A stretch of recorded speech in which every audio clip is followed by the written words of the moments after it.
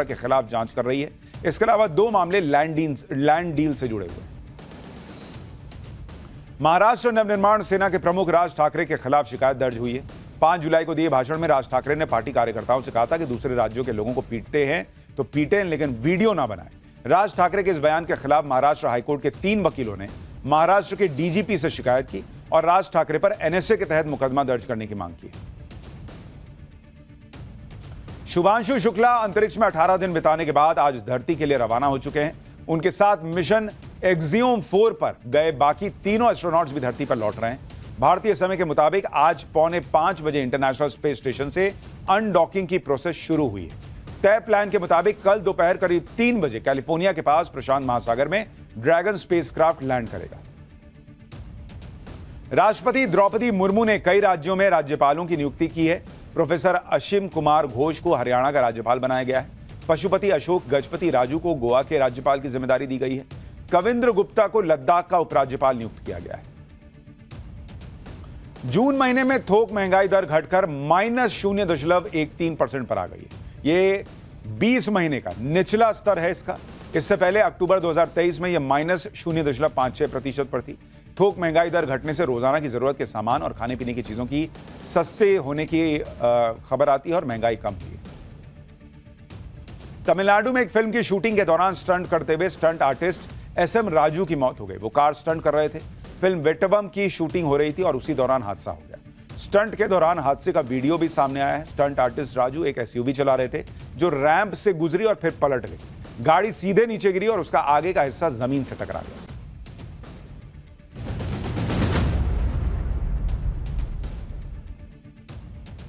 तो ये हो गया दिन भर का रिवीजन। अब पाठशाला की पहली क्लास। पीएम मोदी और चुनाव आयोग का बांग्लादेशी रोहिंग्या पर वो बड़ा एक्शन। ओवैसी और तेजस्वी ने गदर काट दिया। वोटर लिस्ट के चेकिंग में ऐसा क्या मिल गया है जो पूरा बिहार चुनाव पलट देगा? कहीं एक घर में 50 वोटर, कहीं एक ही घर में 40। वोटर लिस्ट में गजब खेले की इनसाइड स्टोरी आज आपके लिए लेकर आया। प्रधानमंत्री नरेंद्र मोदी ने इस बार ठान लिया है कि एक एक अवैध घुसपैठिए की पहचान होकर रहेगी। बड़े पैमाने पर अंदर ही अंदर नरेंद्र मोदी का सफाई अभियान चल भी रहा है। एक एक अवैध बांग्लादेशी, एक एक रोहिंग्या की पहचान करके भगाया जा रहा, देश से निकाला जा रहा है। दूसरी तरफ चुनाव आयोग ने भी अपना सफाई अभियान शुरू कर दिया है। चुनाव आयोग ने भी तय कर लिया है कि किसी गैर भारतीय को फर्जीवाड़ा करके वोट तो नहीं डालने देंगे, चाहे जिसको जितना हंगामा करना करे। वोटर लिस्ट की पूरी सफाई होगी और अगर कोई घुसपैठिया इसमें है तो उसे निकाला जाएगा। अभी तो बिहार का नंबर है, फिर पूरे देश का नंबर आएगा। लेकिन बिहार पर ही इतना बवाल हो रहा है कि बिहार में वोटर लिस्ट रिवीजन को लेकर इंडी गठबंधन ने आसमान सिर पर उठा रखा है। कभी नरेंद्र मोदी को कोसते हैं, कभी चुनाव आयोग को धमकाते हैं, कभी मीडिया के लिए अपमानजनक और अपशब्द बोलते हैं। ऐसा लगता है कि इंडी गठबंधन का मामला डिरेल हो गया है। वोटर लिस्ट रिवीजन तो चुनाव आयोग का अधिकार है। चुनाव आयोग इसे नहीं करेगा तो कौन करेगा? सुप्रीम कोर्ट तक ने कह दिया भाई कि जो चुनाव आयोग कर रहा है वो गैर संवैधानिक नहीं है, वो उसका अधिकार है। बावजूद इसके वोटर लिस्ट के रिवीजन को लेकर बड़ा बखेड़ा किया जा रहा है। राहुल गांधी, तेजस्वी यादव से लेकर ओवैसी तक सबने बवाल मचा रखा है। कल तक ये लोग वोटर लिस्ट रिवीजन पर सुप्रीम कोर्ट के फैसले को अपनी जीत बता रहे थे। 2 दिन बाद फिर से चुनाव आयोग को ये लोग कोसने लगे। अब इन्हें इस बात से दिक्कत हो रही है कि वोटर लिस्ट रिवीजन में विदेशी घुसपैठियों का पता लगने की बातें क्यों की जा रही हैं। क्योंकि खबरें ये आ रही है कि बिहार में वोटर लिस्ट की गहन जांच में ऐसे लोग भी मिल रहे हैं जिनका कनेक्शन नेपाल से, बांग्लादेश से या म्यांमार जैसे देश से। ऐसे कितने घुसपैठिए वोटर लिस्ट में आ चुके हैं, ये तो वोटर लिस्ट के रिवीजन की पूरी प्रक्रिया के बाद ही सामने आएगा। लेकिन इस पर चुनाव आयोग को उल्टा सीधा बोलने वालों की लाइन लग गई। तेजस्वी यादव, ओवैसी, पप्पू यादव सबने मोर्चा खोल दिया। इसमें तेजस्वी यादव तो एक कदम आगे ही निकल गए। तेजस्वी यादव चुनाव आयोग के सूत्रों से हुए खुलासे पर अभद्र भाषा बोलने लगे। असदुद्दीन ओवैसी चुनाव आयोग को चैलेंज देने लगे। पप्पू यादव चुनाव आयोग को धृतराष्ट्र कहने लग गए। आप सोचिए, अभी लिस्ट आई भी नहीं है, अभी सिर्फ सूत्रों के हवाले से खबर आई है कि इसमें बांग्लादेशी भी मिल रहे हैं, नेपाली भी मिल रहे हैं, म्यांमार के लोग मिल रहे हैं। उसी में ये लोग हड़बड़ा गए। क्यों भाई, आपको क्या दिक्कत है? चुनाव आयोग के खिलाफ इतना गुस्सा क्यों भड़क रहा है? उसकी वजह भी समझ लीजिए।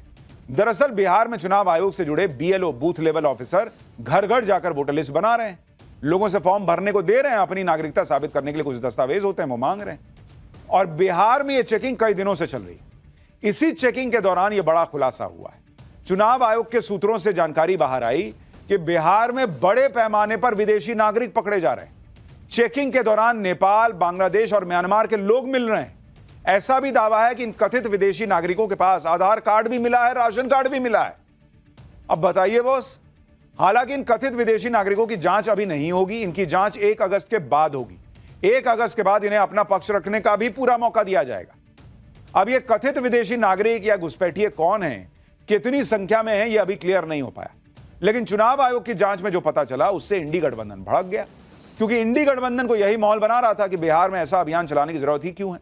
लेकिन अगर बड़े पैमाने पर बिहार में घुसपैठिए डेरा डाल रहे हैं तो फिर चुनाव आयोग का अभियान सही लग रहा है, और शायद इसी वजह से इंडी गठबंधन के नेता गुस्से में। बिहार में तेजस्वी कैसे विवादित भाषा बोल रहे हैं, ओवैसी क्या कह रहे हैं, चुनाव आयोग के सूत्रों से जो खबर आई उसमें कितनी सच्चाई है, एक एक घर में कितने कितने वोटर निकल जा रहे हैं, क्या ये ऑपरेशन क्लीन जो है वो हर बांग्लादेशी घुसपैठिए को, हर रोहिंग्या को बाहर कर पा रहा है, सब कुछ आज आपको बताऊंगा। लेकिन पहले जो हो रहा है उसकी एक झलक देखिए।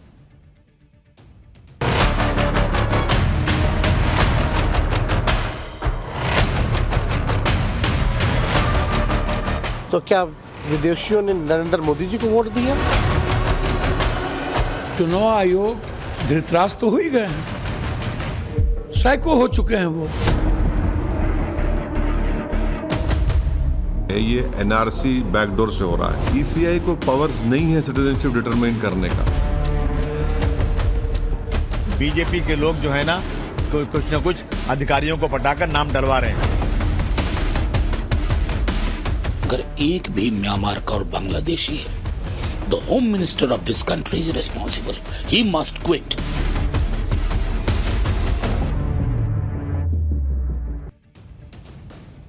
आप सोचिए किस लेवल का बवाल मचा हुआ है, और यह तब मचा है जब अभी वोटर लिस्ट का ड्राफ्ट भी बाहर नहीं आया है। अभी तो सिर्फ सूत्रों के हवाले से एक खबर आई, बाहर आई, उसी में हंगामा मच गया। अगर फाइनल वोटर लिस्ट आएगी तो पता नहीं इंडी गठबंधन क्या ही गदर काट देगा।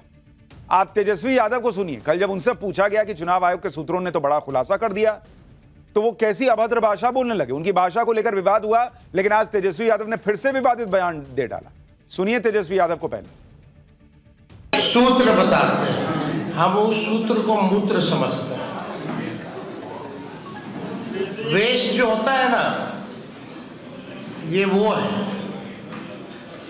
इसका कोई आधार नहीं ना। ये वही सूत्र है जो पाकिस्तान में कब्जा करवा दिया था, इस्लामाबाद, कराची। सूत्र नहीं, मूत्र लोग हैं। जो भी सूत्र थे उनका न्यूज़ क्या रहा? हर बार खंडन करना पड़ता है, माफ़ी मांगना पड़ता है उसके बाद। इसलिए अगर सूत्र को मूत्र नहीं बोला जाए, जो झूठा अफवाह फैलाता है, तो मूत्र की बराबर है ना, वेस्टेज है, वेस्ट ही है ना। कई भाजपा के नेता और कई भाजपा के जो बाबा लोग हैं वो बोलते हैं मूत्र पीजिए, तो शुद्धि का काम है। तो हमको लगता है कि मुद्दे की बात करें, बिना किसी सच्चाई के अगर कोई सूत्र के हवाले से अफवाह फैला रहा है तो वो क्या है? मूत्र ही तो है। तेजस्वी यादव का मूत्र प्रेम जागा हुआ है, लेकिन सवाल यह है कि अगर इतनी खबर सूत्रों के हवाले से बाहर आई कि भाई चेकिंग में जो है वो विदेशी लोग भी मिल रहे हैं, इससे तेजस्वी यादव को क्यों आग लगी हुई? अगर यह खबर बाहर आ भी रही है तो तेजस्वी यादव को क्या दिक्कत है? सूत्रों के हवाले से जो खबर आई उसमें यह तो नहीं था कि आरजेडी का वोटर विदेशी निकल गया है, तेजस्वी यादव को वोट करने वाले लोग जो हैं वो विदेशी निकल गए।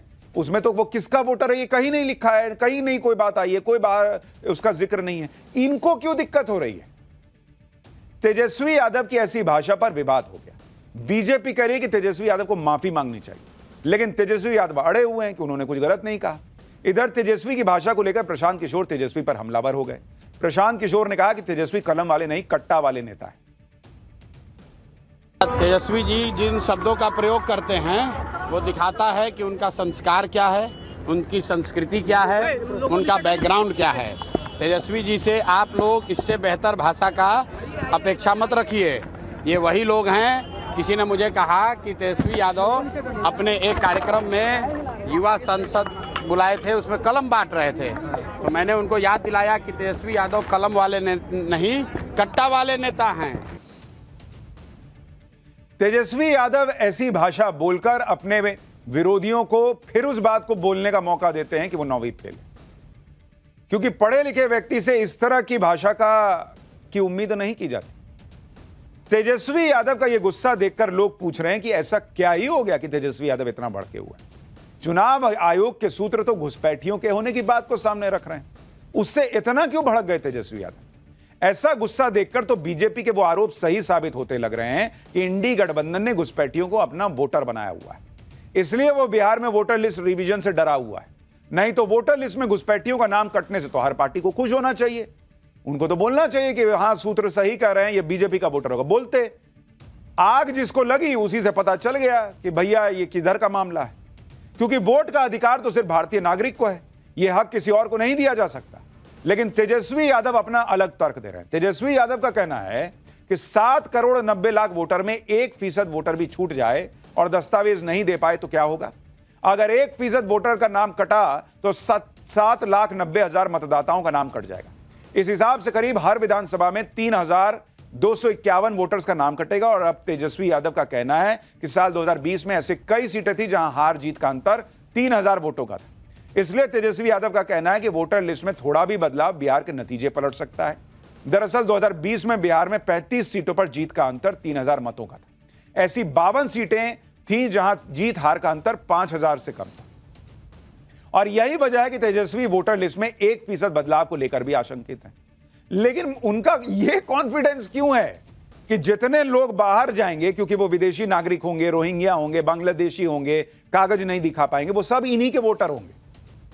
भाई 1% हो सकता है बीजेपी का वोट चला जाए और आप जीत जाइए, ये क्यों नहीं हो सकता? इतना कॉन्फिडेंस कैसे है कि इन्हीं का वोटर विदेशी निकलेगा?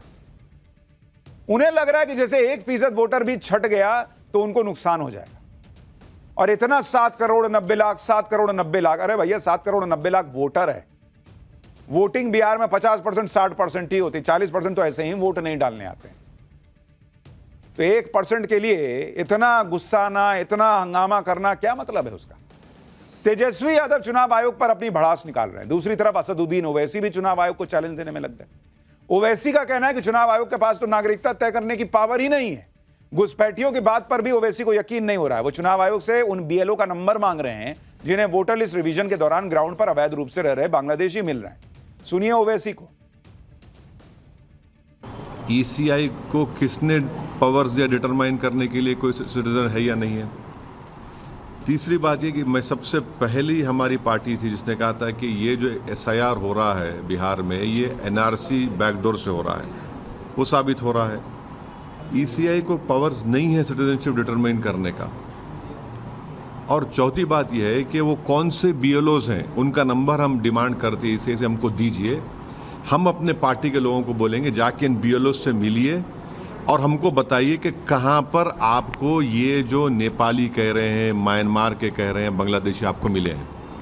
हाँ, पांचवी बात यह है कि आप इस तरह के सोर्सेज जो है वो भारत और नेपाल के ताल्लुकात तो खराब कर रहे हैं। ओवैसी अलग परेशान हो रखे कि चुनाव आयोग के पास नागरिकता तय करने का अधिकार नहीं है।